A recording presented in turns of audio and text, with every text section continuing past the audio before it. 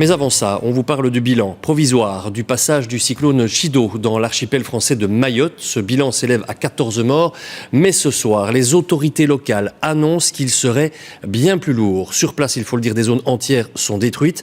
Nous avons même pu joindre un Belge qui se trouve là-bas actuellement et il a accepté, téléphone à la main, de filmer ce qu'il voit autour de lui. Emmanuel Talarico et Alice Debatty. Des plaques de tôle froissées, des vitres explosées et des rues jonchées de débris. Chido laisse un paysage dévasté derrière lui. Avec des rafales de vent observées à plus de 220 km/h, ce cyclone est le plus intense à frapper Mayotte depuis plus de 90 ans. Un ressortissant belge qui vit depuis quelques mois sur l'île nous montre les dégâts dans son salon. Le plafond a commencé à beaucoup trembler, on n'était pas à l'aise, donc on est tous descendus ici en dessous, je ne vais pas dire dans la cave, mais 2 étages en dessous. Guillaume vit sur les hauteurs de Mamoudzou, la capitale. Dehors s'étend le bidonville de Cavani. La vue de sa terrasse témoigne de la violence du cyclone. Ce sont les bidonvilles de Mayotte. Et sur le haut des collines, évidemment, ils sont tous installés. Et ça, c'est vraiment une catastrophe parce qu'ils ont tout perdu, tout. Vu du ciel, les dégâts sont encore plus impressionnants. Les logements faits de bâches et de tôle n'ont pas résisté.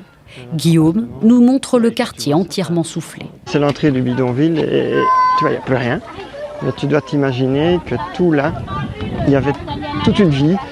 En attendant l'arrivée des secours, les habitants s'organisent avec le peu de matériel disponible.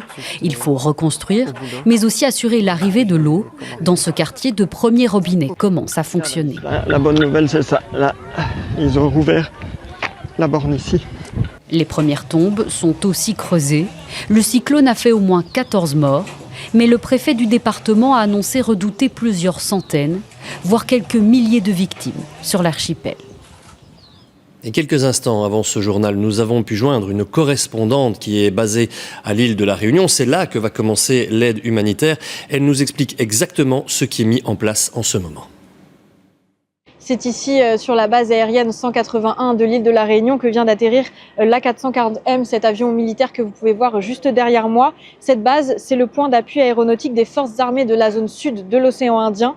Alors cet avion, il arrive de métropole direction Mayotte, avec à son bord 26 pompiers, mais également 20 tonnes de fret humanitaire et surtout des machines pour rendre l'eau potable. Le but sera aussi de constituer un pont aérien, car à Mayotte, la tour de contrôle de l'aéroport est hors service. Pour aider ces militaires, 2 bateaux sont également partis de l'île de la Réunion direction l'île aux Parfums, le Marion Dufresne et le Champlain. À l'heure actuelle, difficile de définir et de constater les dégâts, mais une chose est sûre, les autorités l'affirment, l'île n'avait pas connu de cyclone aussi dévastateur depuis au moins 90 ans.